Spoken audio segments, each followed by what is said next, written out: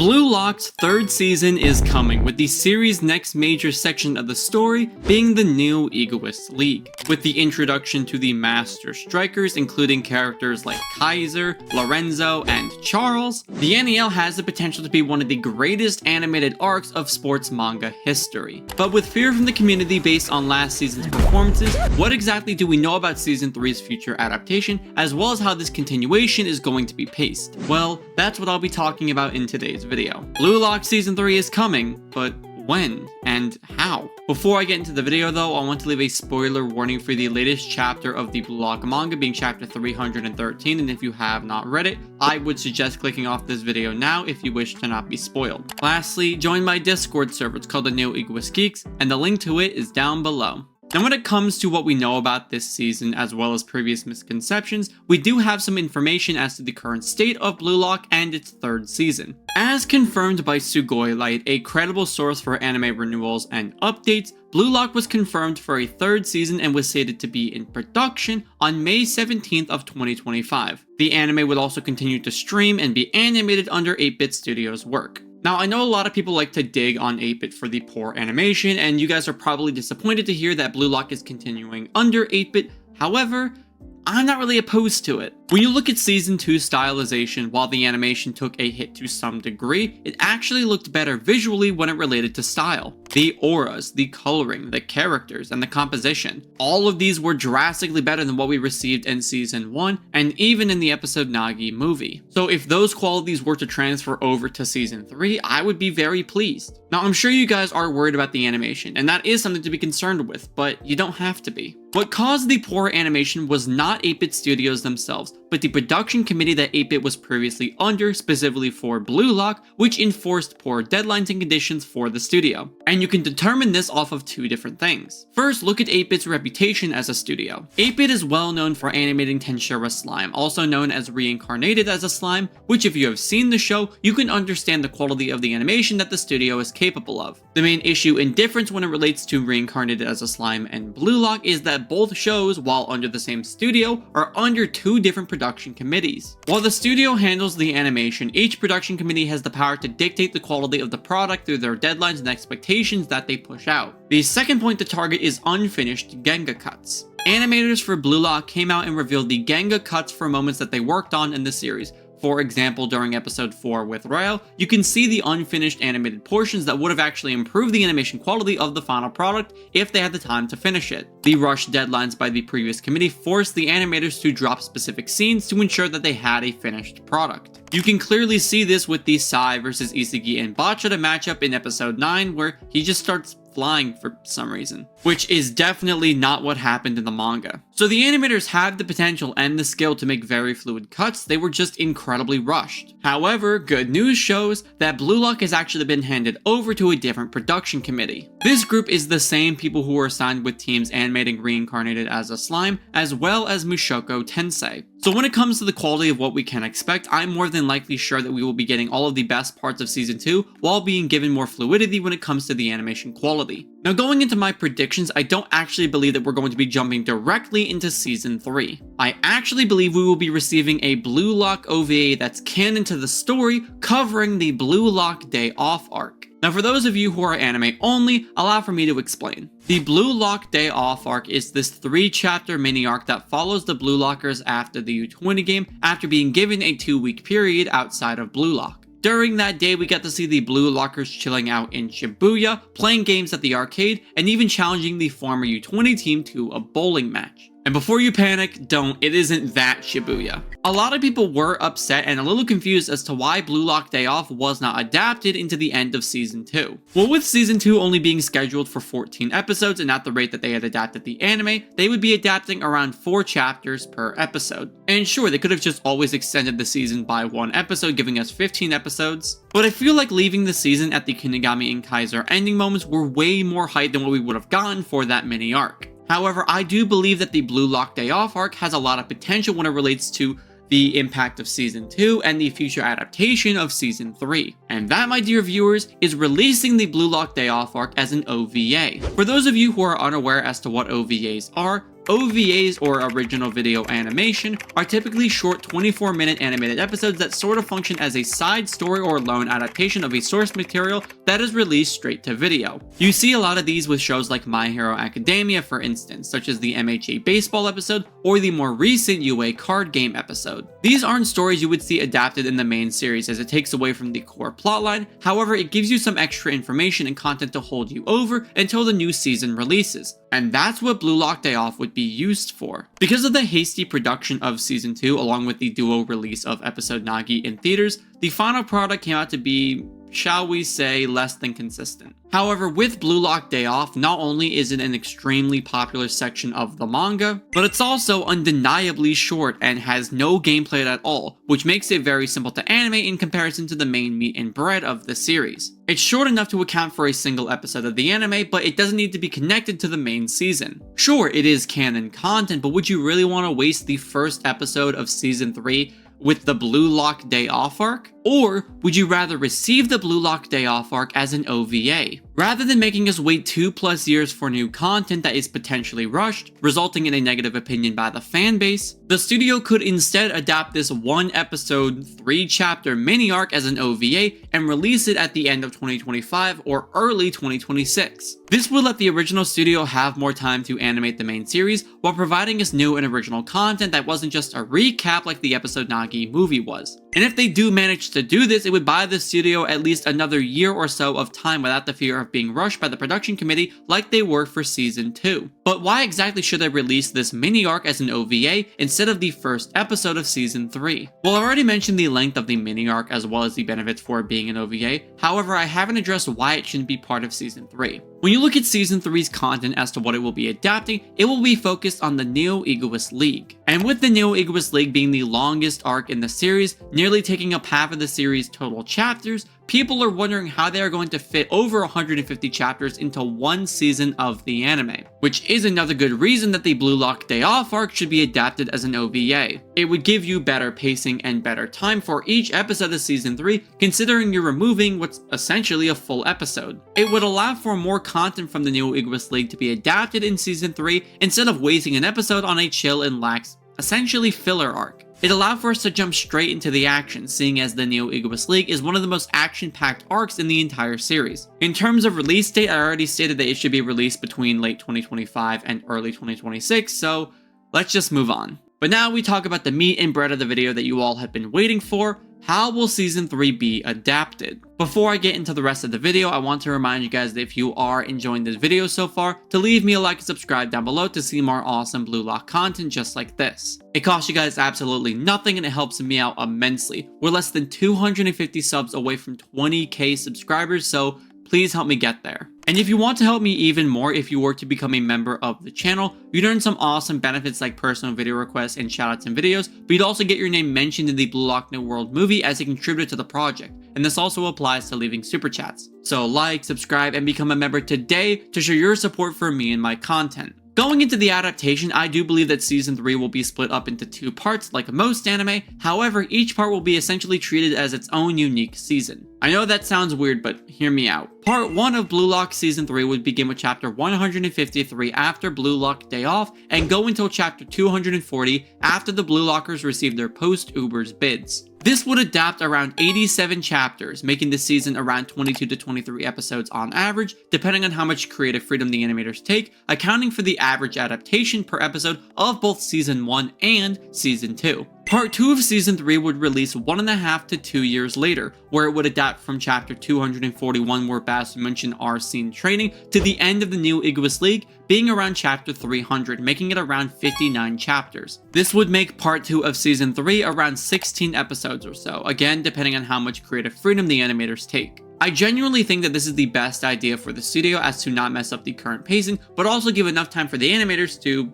do their thing. The studio could market Part 1 of Season 3 as the New Egoist League, showing off moments from Barcha, Manshine, and Ubers while hiding any info about PXG. And then they could market Part 2 of Season 3 as Versus PXG, where we see characters like Loki, Charles, Rin, and Shido take the spotlight. As for how each episode will be paced, let me get into my predictions on that now. Now with BLUELOCK Season 2, they just continued off with the main series, like going from episode 24 to now 25 and then 26 and 27 instead of doing episode 1 of Season 2.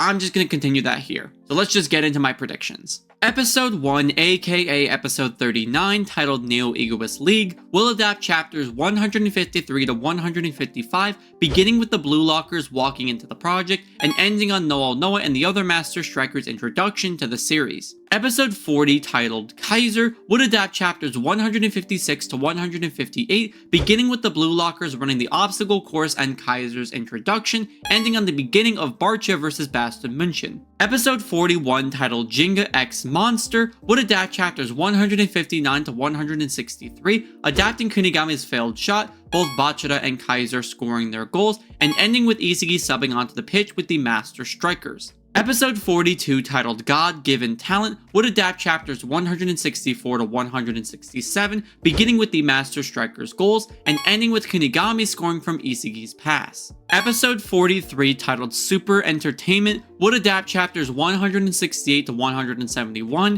where we would get the reveal of the BLUELOCK values, we'd see PXG vs. Ubers and their game segment, and would end with Yukimiya's declaration to Isagi back in the locker room. Episode 44, titled Manshine City, would adapt chapters 172 to 174, where it would begin with Yukimiya's backstory and end on Gagamaru's block of Ryo's copied shot. Episode 45, titled 44 Panther Snipe, would adapt chapters 175 to 178, beginning with Chiggity's plays and goal, and ending with Nagi's Zero Reset turn. Episode 46, titled Big Bang Peace, would adapt chapters 179 to 182, beginning with Nagi and Agi's combo play, and ending with Isagi understanding and consciously awakening Metavision. Episode 46, titled Rebirth, would adapt chapters 183 to 186, with Isagi and Corona breaking down the middle of the pitch. We would see Kunigami's jumping volley goal, and it would end with Nagi asking for Ryo's help. Episode 48, titled Revolutionary, would adapt chapters 178 to 190 and half of chapter 191,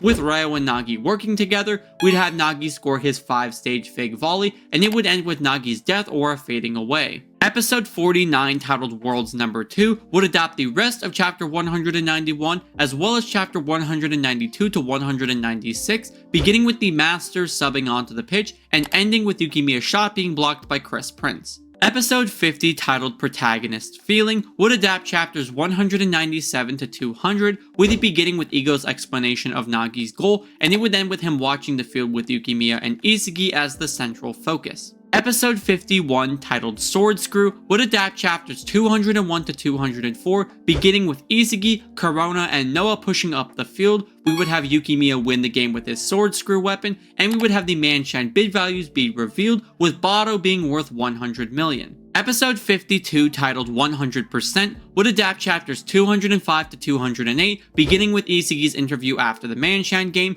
We'd get Hiyori's backstory, we would see Nagi and Ryo's moment after the Manshine game, and it would end with Isagi coming to Kunigami for help. Episode 53, titled Ace Eater, would adapt chapters 209 to 212, where we would begin the team selection against Ubers. We'd get Lorenzo's introduction and link up with Bato, and it would end with Isagi's left-footed goal. Episode 54, titled Successor, would adapt chapters 213 to 215, beginning with the Egoist 4 backstory, and it would end with Snuffy asking Bato to become his successor. Episode 55, titled Predator, would adapt chapters 216 to 219, completing the Snuffy and Bato backstory with Bato scoring his stealth kill shot. We would get the reveal of Predator along with the reveal of Nico using Metavision, and the episode would end with Aiku pressing Isagi as Yukimiya appears to assist him. Episode 56, titled Design, would adapt chapters 220 to chapter 222, and it would begin with Kaiser's bicycle kick against Ubers.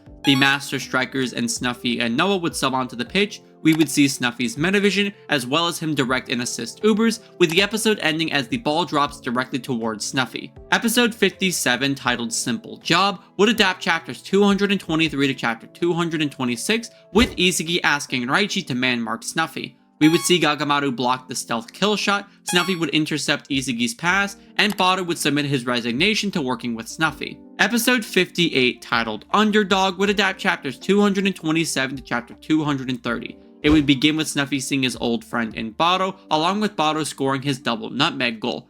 The Master Strikers would sub off the pitch, with Snuffy retracting his retirement, and the episode would end with Hiyori subbing onto the pitch for Noah. Episode 59, titled Expectations, would adapt chapter 231 to chapter 235, and it would begin with Isagi explaining Metavision and the game plan to Hiyori. We'd get Hiyori intercepting the pass to Bado, as well as Isagi and Kaiser's double shot.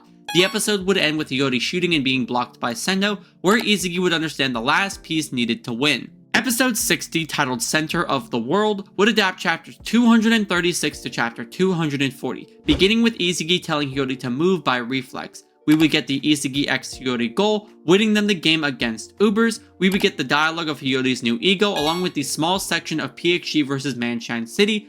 We would see Nagi and Rin talk after the game, along with seeing the post-Ubers bid values. The episode would end with Rin, Isagi, and Kaiser being the central focus in preparation for the final game. And that is where I believe part 1 of season 3 will end, with there being 22 episodes in part 1. I think the two-part structure aims for a good blend of pacing and structure, saving the big match against Rain for its own separate section. Before we do get to that part though, I do believe we will get some extra content in between part 1 and part 2. That being a second Blue Lock movie, adapting the rest of the episode Nagi manga, aka Episode Nagi Part 2. Now hear me out, because I do understand your frustration and disapproval of this, but just hear me out. As someone with one of their more popular videos being shitting on the Episode Nagi movie, I should be the last person to say anything about us getting a second one. However, with how Season 2 was adapted and many concerns regarding Episode Nagi, I think it would be a very good decision. If Episode Nagi was to make a second movie, they would need to adapt 2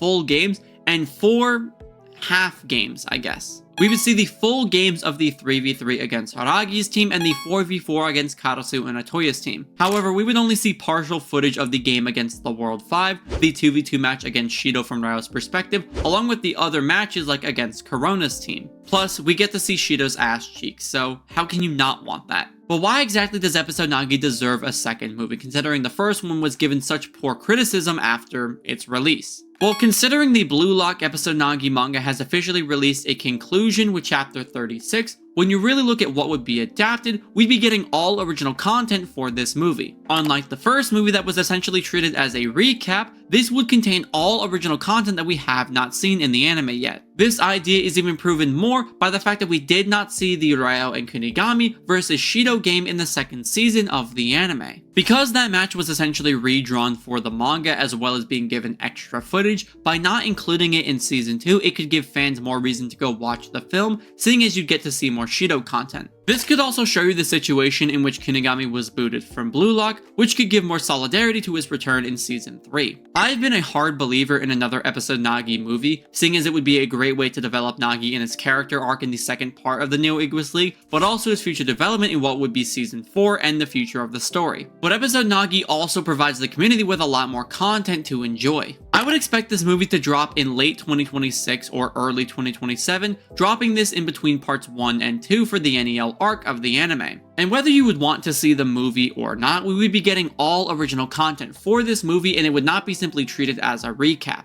We would get to see more Karasu, Atoya, World 5, Shido, and Corona content, but also characters in Haragi, Kiora, and Aiki, 3 characters who have barely shown what they are capable of in the main story or have yet to at all. Especially given Kiora's importance to Kaiser in the second part of the NEL, aka the PXG game, I think making a second Episode Nagi movie would be a great idea, and I really hope to see it get released. Now going into part 2 for season 3, this one's a little bit difficult to plan out because there are so many good points that you could end the season off at. Assuming though that my prediction is correct and Episode Nagi were to drop after part 1, I could see part 2 dropping around 1.5 to 2 years after that movie. However, a reminder, this is just my prediction, so let's just get right into it. Episode 61, or Episode 1 of Part 2, would be titled Wizard and Blue Rose, and would adapt chapters 241 to chapter 244. It would begin with the Bastard team training and Isagi's advice to Igaguri. We'd go through the entire Kaiser and Ness backstory, and it would end with Charles' introduction in the PXG vs. Barcha game. Episode 62, titled Originality, would adapt chapters 245 to chapter 248, beginning with the snip of Manshine vs. Ubers. We get the reveal of the new values prior to the PXG game, as well as the Nagi and Ryo dialogue. We get the reveal of Ray Dark, with the episode ending with the PXG and Bastard Munjin game kicking off. Episode 63, titled Box Seat, would adapt chapters 249 to chapter 252, and would begin with all the players duking it out on the field. We'd see Rin stop the Kaiser impact thanks to Nanase and Karasu, and we get the reveal of Nanase's ambidexterity. Rin would shoot with Kaiser, Isagi, and Hiyori all teaming up to stop him, and the episode would end with Charles and Shido's chemical reaction, with Shido scoring his Dragon Header goal. Episode 64, titled Contradict the Contrary, would adapt chapters 253 to chapter 257, beginning with Isagi and Hiyori's breakdown of Shido's goal. We get Kunigami man-marking Shido, along with Hiyori blocking Charles' pass to Shido. We get Hiyori's alley cross to Isagi, and the episode would end with the reveal of Isagi's twin gun volley, bringing Bastard Munjin back to a tie. Episode 65, titled Challenging Impossibility, would adapt chapters 258 to chapter 260, beginning with the breakdown of Isagi's goal and Corona subbing onto the pitch. We would see Kaiser fail the Magnus impact, and we would begin the Kaiser backstory. The episode would end with Ray Dark appearing at the jail to free Kaiser. Episode 66, titled Malice, would adapt chapters 261 to chapter 263, beginning with the completion of the Kaiser backstory, leading back into the game where Isagi tells Kaiser that Bastard Munjin is now his. We would see Kaiser realize his zero-state mindset and understand his true ego. We'd have Kaiser begin to work with others like Raichi, and the episode would end with the teaser of Kiora. Episode 67, titled Superstar, would adapt chapters 264 to chapter 267, where the episode would begin with Kiora's backstory. We see Charles block Isagi's shot and the ball would fall towards Ness. We would see Ness pass the ball to where Kiora picks it up and passes to Kaiser. We would then get the luck moment for Kaiser as he scores his Magnus goal. The episode would end with Kaiser and Isagi declaring their challenge for the throne with one final goal, with Rin lurking in the background. Episode 68, titled Break, would adapt chapters 260 to chapter 271, with the episode beginning with Uber's reaction to Kaiser's goal. We get the moment Rin begins to tap into his flow state where he matches up against Isagi and then steals the ball from Corona. We get the backstory of Rin and Sai where Rin learns of his true ego, where the episode would end with Rin entering Destroyer mode and Kaiser coming over to challenge him.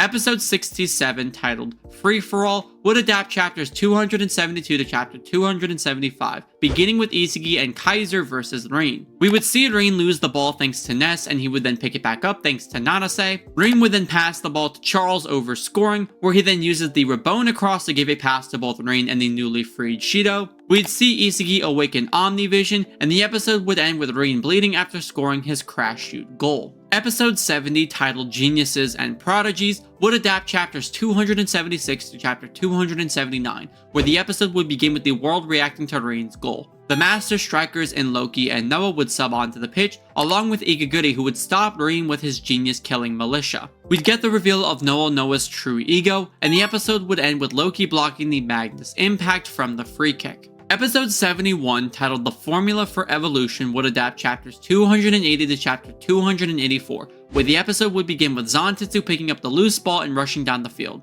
Isagi would ask Noah for help, however he would refuse. We'd cut away to Ego, who would explain the talented learner and genius complexes, where Isagi would realize that Kaiser is a talented learner. By analyzing Kaiser, Isagi would be able to tap into his true flow state, being Omnivision, and position himself to challenge Rin. He would face Rin and force him into a position where Kaiser could block Rin's shot, or Gagamaru could complete the play, sending the ball out of bounds. We would get Isagi's explanation of the play as the Master Striker sub off the field, and the episode would end with Isagi asking Kaiser to team up. Episode 72, titled New Era, would adapt chapters 285 to chapter 288.1, where the episode would begin with Kaiser and Isagi teaming up, forming a devil's contract. Isagi and Kaiser would unify Bastard Munjin, however both Charles and Karasu would stop their shots, where we would get the reveal that Karasu has awakened Metavision. We'd get the team up of both Rin and Shido as they make their way down the pitch. Isagi and Kaiser would eventually stop Rin.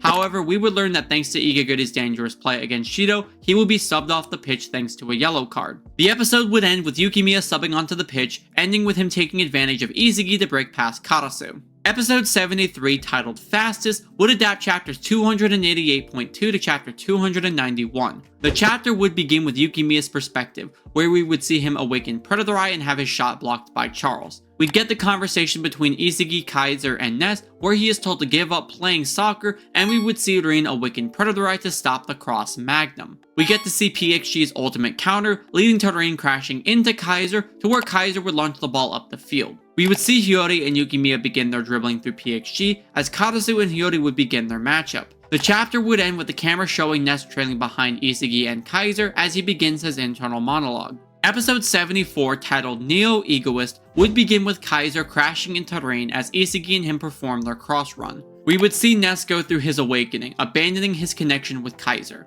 Hiyori would beat Karasu and send the final pass to Kaiser as Shido intercepts it. The ball would bounce towards Charles as Kunigami would send the ball away, flying into the air. The luck piece would descend towards Ness as he makes his drive pass down the field, to which we see Isagi taking the form of Kaiser receive the pass and score the winning goal for Bass Dimension.